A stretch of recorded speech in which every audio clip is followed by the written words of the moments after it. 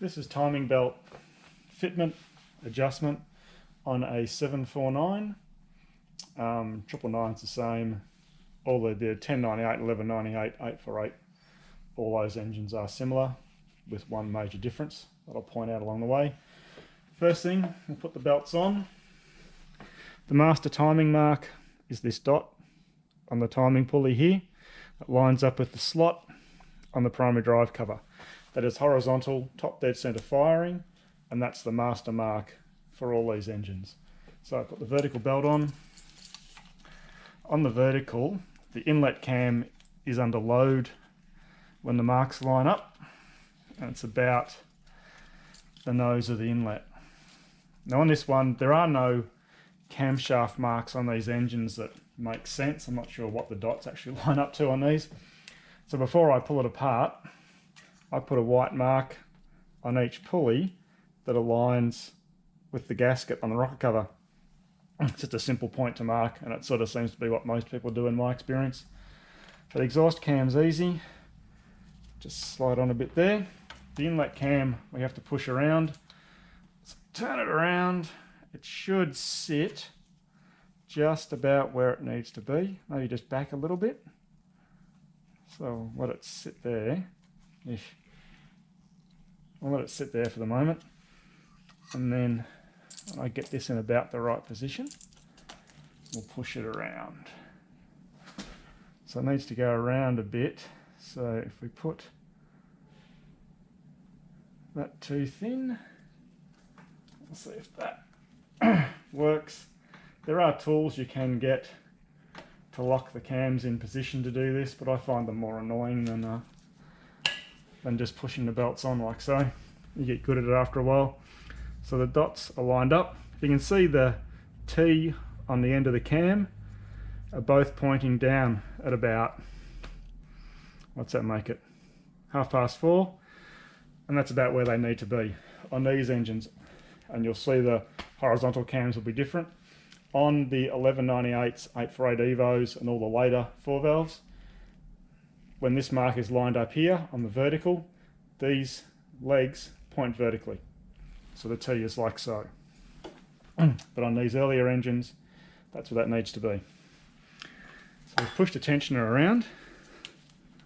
So there's a bit of tension on it. Tighten it up so it won't go anywhere. We go to the horizontal.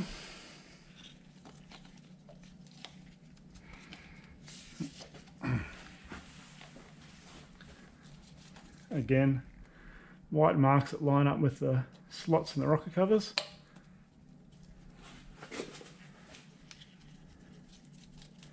Some of these movable adjusters, like 998s, have a little ring that sits on the back here that can fall off.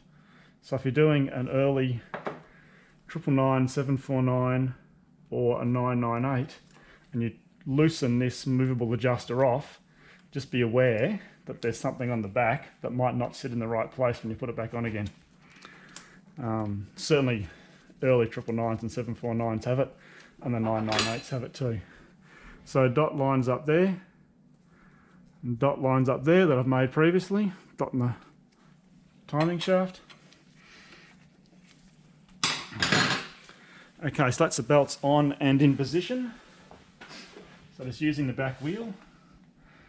It's in gear, we'll turn it over gently to make sure nothing hits, and it will hit there at horizontal overlap, or it will hit around here about vertical overlap.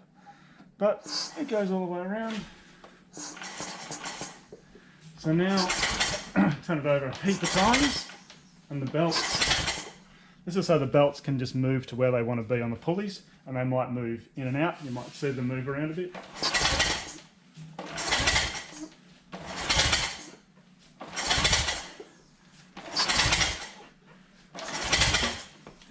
I think I'm using second gear. If you are going to use the back wheel and use a high gear, make sure you brace your stomach muscles. I've hurt my back doing this. So bring it around to horizontal top dead center firing. and we'll just put a bit of tension on the horizontal belt. If you move the adjuster around, you can sort of see when all the slack comes out of the belt. And I tend to start just there. If we get our tension app, this is the Gates carbon drive. At that, it's 83.5 Hertz. So that's a starting point. Spin it around to the vertical. When the dot's about 3 o'clock, that's vertical top dead center firing. And you can see now the cams, the T is pointing straight up. And these screws are over at the edges as well. So that's vertical top dead center firing. Once again, we'll put a bit of tension on the belt, just so we have a starting point. Just going to take all the looseness out of it, if you like. We check it at that. Oil pressure sender out of the way. 84 Hertz. So, turn the engine over a few times now.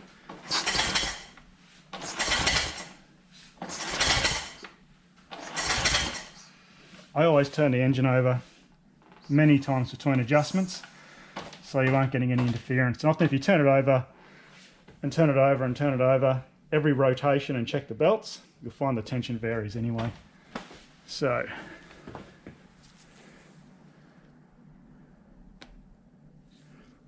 .81 Hertz. So we're shooting for 110 here, so we'll put a bit more tension on that.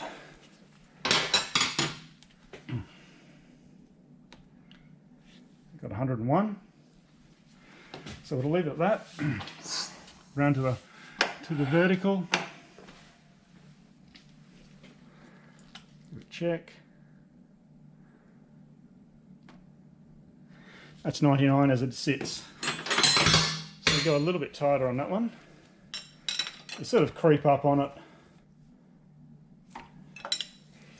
and do quite a few rotations between each adjustment.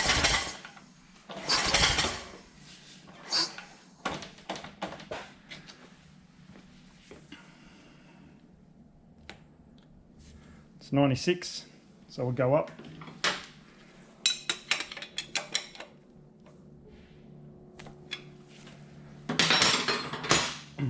The incremental adjusters make these a lot easier than a 2-valve.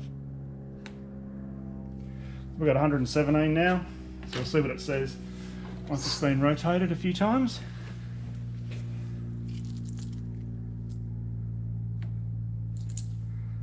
And 105, so go a touch.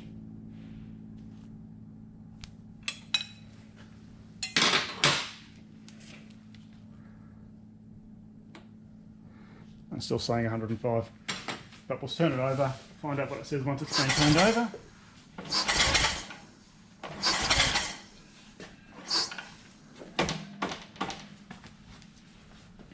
Okay, back to the horizontal.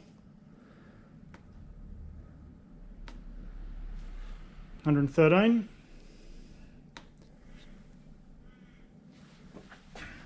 We might check what it's on its next rotation. Vertical, 104. So we'll go around another one and see what the variation is. 110.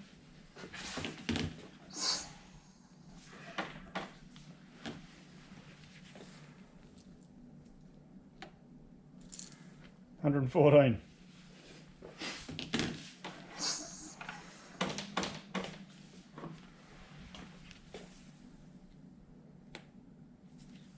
106.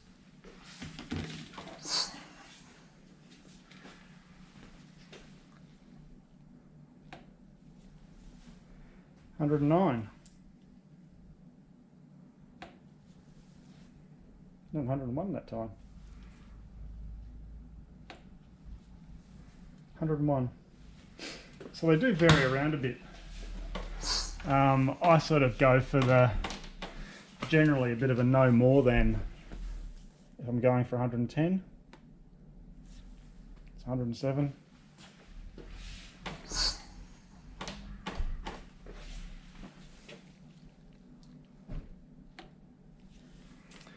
And 113. So I think I'll call these fine. And I'll just torque them up. 25 Newton meters. It's an 8mm bolt.